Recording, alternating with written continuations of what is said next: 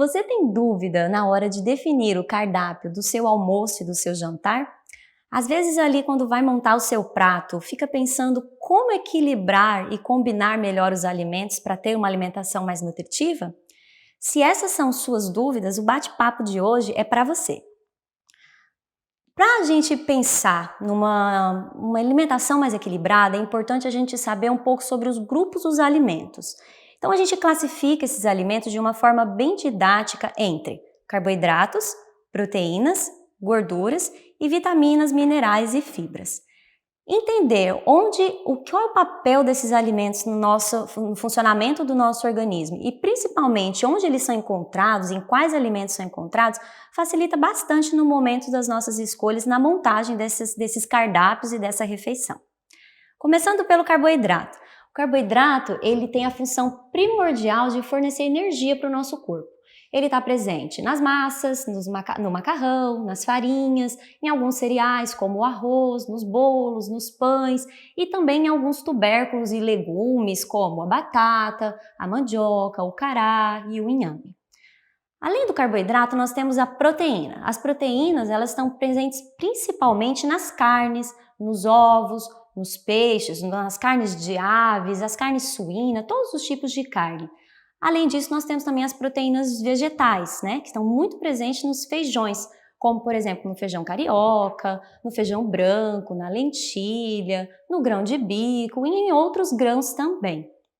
Esses alimentos que são ricos em proteína, ela tem uma função muito importante no nosso corpo, que é principalmente de construção e reparo e renovação das nossas células. Então, a manutenção e o crescimento de todos os órgãos e tecidos, toda a nossa musculatura, todos os nossos ossos, tudo isso é muito importante na utilização da proteína pelo nosso corpo. Então, ela está envolvida no crescimento e no reparo desses órgãos e todos os tecidos e células do nosso corpo. As gorduras, elas estão presentes principalmente nas castanhas, nas sementes, em alguns frutos como o abacate e o nosso tão famoso pequi, A gordura, além da função energética, ela tem também uma propriedade muito importante, que é anti-inflamatória, de promover a desinflamação do nosso corpo e está envolvida inclusive na produção de alguns hormônios e na produção de vitaminas também. Por último, nós temos o grupo das vitaminas, minerais e das fibras.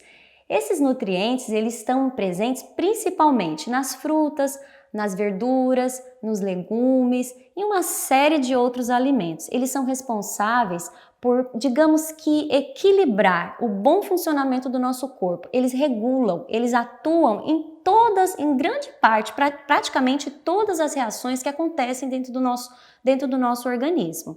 Então, eles têm essa função regulatória dentro do nosso corpo. É muito importante dizer que essa classificação ela é apenas didática. Por exemplo, um único alimento ele não tem só um nutriente ou só outro, ele é um conjunto de tudo isso.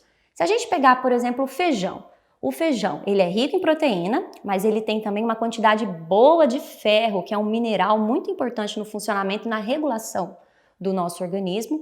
Ele tem também uma pequena quantidade de carboidrato e ele tem também um percentual ali de fibra, principalmente na casca do feijão.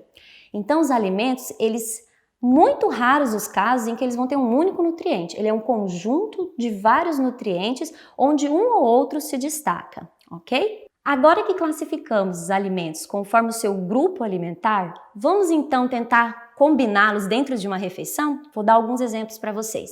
Vamos pensar. Um almoço contendo arroz, feijão, bife acebolado e uma salada de repolho com tomate.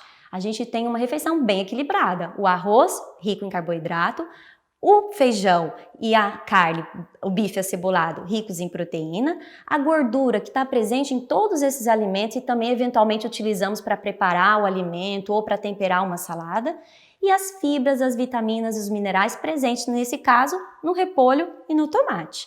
Então, nós temos uma alimentação bem equilibrada. E quando a gente falar, por exemplo, de um macarrão alho e óleo, será que é suficiente? Essa refeição, ela tem basicamente carboidrato e gordura, e pobre em vitaminas, minerais e nutrientes. E como resolver isso? Podemos acrescentar aí um tipo de proteína, uma carne, ou às vezes um ovo cozido, ou até um cogumelo para aqueles que optam por não consumir carne todos os dias, por exemplo, e acrescentar também alguma salada bem caprichada e colorida. Aí a gente já tem uma refeição bem mais equilibrada. Se você ainda tem dúvida de como tudo isso vai funcionar dentro do seu prato, vai aí uma dica bem visual de como montar o meu prato saudável. Esse prato será dividido e a metade dele deve ser composto por alimentos que fazem parte daquele grupo que nós falamos, ricos em vitaminas, minerais e nutrientes, que são as saladas principalmente, dando preferência para saladas cruas e também para saladas cozidas. A outra metade desse prato ele vai ser dividido novamente ao meio, então nós teremos um quarto que será separado, destinado ao grupo das proteínas. No caso, a gente pode dividir novamente entre proteínas animais e proteínas vegetais, e o outro um quarto do prato que sobrar será responsável por aqueles alimentos ricos em carboidratos.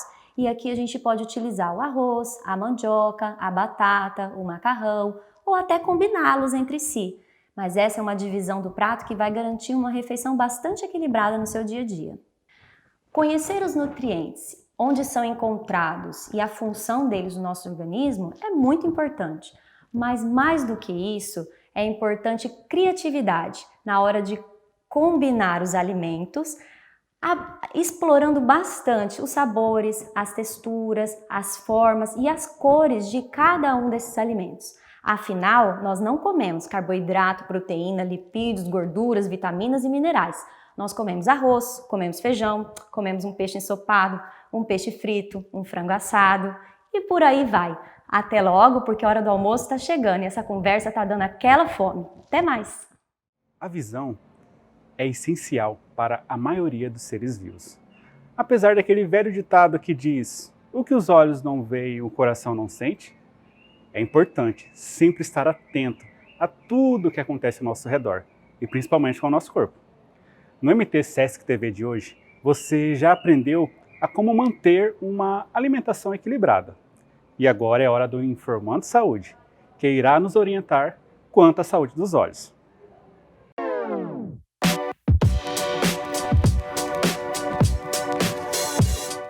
Olá, tudo bem com vocês? Bem-vindo a mais um programa Informando Saúde. Hoje nós vamos conversar um pouquinho sobre 5 hábitos saudáveis para a saúde dos nossos olhos. É muito importante a gente lembrar que nós temos muitos maus hábitos, relacionados à nossa visão. E esses maus hábitos vão desde muito tempo a exposição no computador a você coçar os olhos. Então, hoje a gente vai conversar um pouquinho como que a gente pode fazer para melhorar esses maus hábitos, o que a gente pode fazer para ser hábitos saudáveis e positivos para a nossa visão e qual a forma que a gente pode fazer. São dicas simples, fáceis e a gente consegue resolver e lembrando no nosso dia a dia bem tranquilo. 5 hábitos saudáveis para a visão dos nossos olhos. O primeiro hábito é a gente perceber os detalhes. No nosso dia a dia, com o tempo muito corrido, a gente está sempre muito ocupado, a gente não percebe os detalhes e isso atrapalha a nossa visão. Então, o exercício de perceber os detalhes das coisas, os detalhes do nosso dia a dia, ajuda muito a estimular a nossa visão, ajuda muito a gente melhorar a qualidade da nossa visão, com pequenos exercícios diários. Então, qual que é a dica, É você perceber, tá caminhando na rua, olhou uma flor bonita, procura perceber os detalhes daquela flor, tá lendo o livro, procura perceber os detalhes da letra, o formato da letra. Isso é muito importante e vai ajudar muito a gente a entender e perceber os detalhes do nosso dia a dia. E é muito bom também pra gente ter um pouco mais de calmaria, A gente tá sempre tão corrido e a gente não percebe detalhe de nada. Então, a primeira dica é você perceber os detalhes, os mínimos detalhes das coisas que a gente olha, porque a gente olha e olha muito rápido, a gente percebe as coisas muito voadas. Então, assim, perceber os pequenos detalhes da trama da minha roupa, se tem uma estampa, como que é essa estampa, como que ela funciona, tá bom? O segundo hábito é a gente relaxar a visão. A gente não relaxa a nossa visão. a gente não pode deixar para relaxar a visão somente na hora do sono, porque aí a gente não descansa. Então é importante a gente piscar bastante, várias vezes ao dia, piscar com calma, relaxar, tá ali ó, no computador, rapidão já sai para o celular, já mexe no celular, aí já olha na televisão, já olha em outra coisa, você está com uma tela no computador e mais 5 telas abertas uma do lado da outra, e isso atrapalha, porque a gente não consegue relaxar os nossos olhos. Então a importância da gente relaxar os nossos olhos, dar esse time para ele dar uma descansada durante o dia, e não deixar só para relaxar na hora do sono, tá bom? Terceira dica que a gente tem: olhar a nossa visão periférica. Ela existe. Como que ela tá? Como que você olha a sua visão ao seu lado? A gente tem o costume de olhar somente central, principalmente quem usa óculos. Quem usa óculos fica focado somente nas lentes dos óculos. E é importante a gente fazer esse exercício de olhar perifericamente, porque isso vai auxiliar, é um exercício diário que auxilia a nossa visão, a saúde dos nossos olhos. Então perceba, se você está centrado, conversando com alguém ou mexendo no computador, perceba o que está acontecendo ao redor, sem desviar o olhar, porque a partir do momento que você desvia o olhar, você está centralizando ele naquele local. Então é importante que você olhe a visão periférica. Um exercício bem legal de treinamento também é você colocar as mãos e fazer assim, ó, que aí você estimula a sua visão periférica, você estimula esse exercício diário nos seus olhos. Então, tá um pouco cansado, vai tentar relaxar um pouquinho, faz esse exercício para você estar estimulando a visão, tá? Quarto hábito diário: estimular a sua visão de perto e principalmente a sua visão de longe. Por quê? Porque a gente fica muito focado, olhar aqui, ó, no pertinho, né? E a gente não estimula essa visão longe. E essa visão longe é muito importante, porque você também descansa essa visão de perto. Então, a importância da gente parar um pouquinho também e observar longe, essa plenitude, né? É interessante que você, quando, por exemplo, está no trânsito, parou ali no semáforo, 40 segundos de semáforo, tira aí uns 10 segundinhos para você olhar numa distância bem longe, o mais longe que você conseguir. Fixa em um ponto bem longe, porque aí também é um exercício e vai te ajudar a descansar essa visão de perto, porque a gente está tão acostumado a olhar muito fixo, muito perto. A gente vai usar o computador, está muito perto, vai usar o celular, está muito perto, vai ler um livro, está muito perto. Também é importante estimular essa visão de longe. O quinto e último hábito saudável para a visão dos olhos é a gente aproveitar a luz solar, aproveitar a luz natural, tanto a clara quanto a luz escura. Por que que isso é importante? Porque a gente está muito fixa às luzes artificiais e elas prejudicam os nossos olhos. Elas inibem a sensibilidade, a gente arde muito, né, com aquela luz branca forte. Então é importante, já tem estudos aí que comprovam que uma criança, por exemplo, ela precisa de no mínimo de 2 a 3 horas ao ar livre. Então vamos aproveitar aí o final de semana, quando você vai levar o filho, o neto, para passear, procurar ambientes livres, quando você está tranquilo para trabalhar em casa, procurar também uma área externa que tenha iluminação natural para você poder trabalhar, porque assim você descansa essa visão e a importância da luz natural também. Outra dica muito importante e que a gente não pode esquecer é da luz escura quando a gente vai dormir. Isso auxilia no nosso sono e também ajuda a gente a descansar a visão. Então é importante, quando for dormir, é blackout total. Desde apagar todas as luzes, nada de luminária, nem o stand-by da televisão é preciso. Então assim que você lembre que você precisa ter todo o blackout para poder descansar a visão.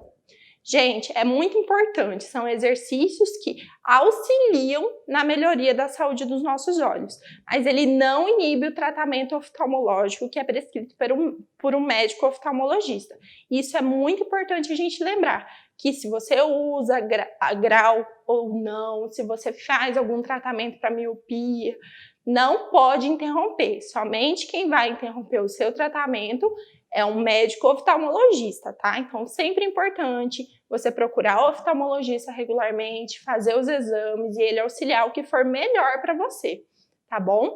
Nunca se esqueçam disso, a importância de você ir regularmente ao seu médico oftalmologista para ele te auxiliar. E só ele pode dizer o que é e o que não é que você tem que usar, tá bom? E lembrando que esses exercícios, eles não diminuem o grau, eles não aumentam o grau, eles vão auxiliar vocês no hábito de vida saudável para os olhos, tá? Ele não é algo que vai inibir você de utilizar óculos ou não, ok? Espero que vocês tenham gostado dessa dica e que vocês usem bastante durante o dia de vocês.